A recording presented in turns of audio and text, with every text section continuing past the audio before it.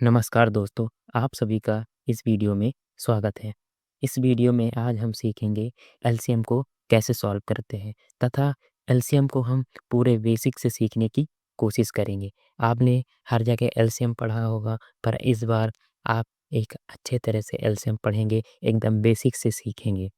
ठीक है, तो ज़्यादा देर ना करते हुए हम पहले अपने वीडियो को स्टार्ट करते हैं। यदि आप मेरे चैनल पे नए हैं, तो मेरे चैनल को सब्सक्राइब कर लीजिए तथा बेल आइकन पर भी प्रेस कर लिए, ताकि आपको कभी भी मेरी न्यू वीडियो आए तो सबसे पहले नोटिफ़िकेशन आप तक पहुँचे।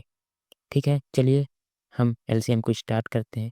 तो पहले हम एलसीएम का फुल फॉर्म देख लेते हैं कि एलसीएम का मतलब होता क्या है। तो एलसीएम का मतलब होता है एलसीएम का मतलब होता है लीस्ट कॉमन मल्टीपल। अब ये लीस्ट कॉमन मल्टीपल का मतलब क्या हो गया?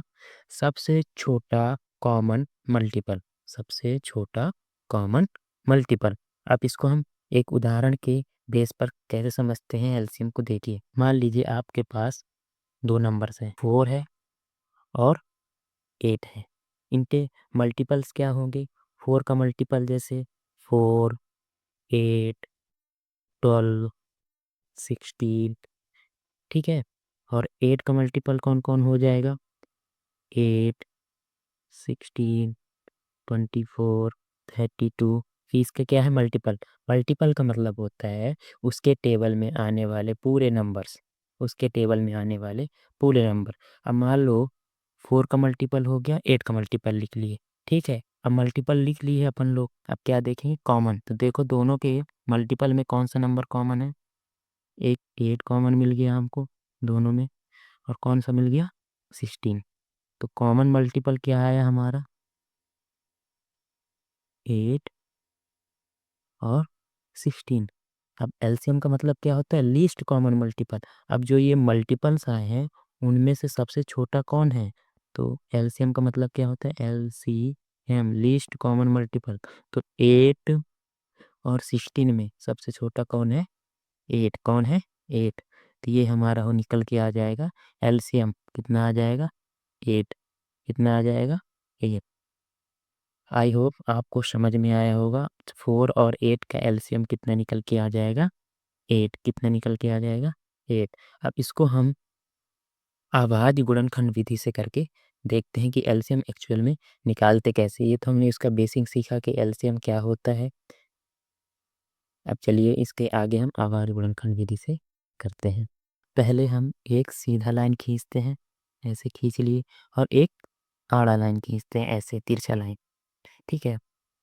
अब इसमें हमको किसका निकालना था? 6 का, 8 का और 12 का क्या निकालना है हमको? एलसीएम निकालना है। तो अब एलसीएम निकालने के लिए हमको कहाँ शुरू करना है? इनको अब भाग देना शुरू करना है। कहाँ से? 2 से। तो हम 2 से शुरू करेंगे। तो यहाँ लिखेंगे 2। 2 का भाग 6 में कितने बार में जाएगा? 3। तो इसका 3 आ जाएगा।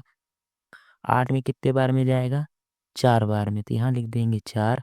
और 12 में कितने बार में जाएगा? 6 बार में। तो यहाँ लिख देंगे 6।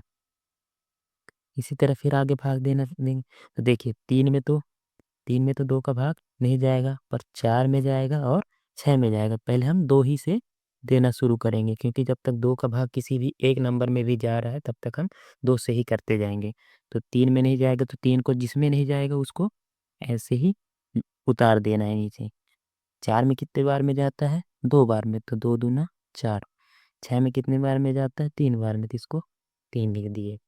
अब देखिए 2 का भाग ना इस वाले 3 में जाएगा और ना ही इस वाले 3 में जाएगा। किस में जाएगा? 2 का 2 में। तो 2 का भाग अब फिर से देंगे, तो 3 में नहीं जाएगा, तो इसको ऐसे ही लिख दिए। 2 में कितने बार में जाएगा? 1 बार में। और 3 में कितने बार में जाएगा? 3 में तो जाएगा ही नहीं, तो इसमें लिख देंगे 3। अब देखिए, अब इनको 3 का भाग किससे जाएगा? 3 से। 3 एकम 3, 3 एकम 3। अब इनका एलसीएम निकाल लेते हैं। इनका क्या करते हैं? एलसीएम निकाल लेते हैं। तो एलसीएम निकालेंगे, क्या हो जाएगा एलसीएम? देखिए जो इधर आए हुए नंबर हैं, इनका क्या करना है? गुणा करा के यहाँ लिखना है। तो हमारा क्या आ जाएगा? एलसीएम। तो 2 गुणा 2 गुणा 2 गुणा 3। 2 का गुणा 2 से कराएंगे तो कितना हो जाएगा 4, और जो 4 आएगा उसका गुणा 2 से करा देंगे तो 4 दूना 8, और 8 का गुणा 3 से करा देंगे तो कितना आ जाएगा 24। तो एलसीएम कितना आया हमारा 24। कितने एलसीएम आया 24। आई होप आपको समझ में आ रहा होगा, आपका कॉन्सेप्ट क्लियर हो रहा होगा। मैं आपको अब एक क्वेश्चन दे रहा हूँ एलसीएम निकालने के लिए। आप इसका आंसर मुझे कमेंट बॉक्स में बताइए, इसका आंसर क्या होगा।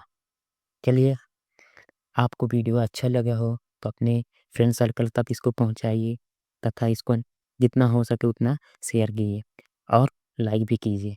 Thank you for watching my video.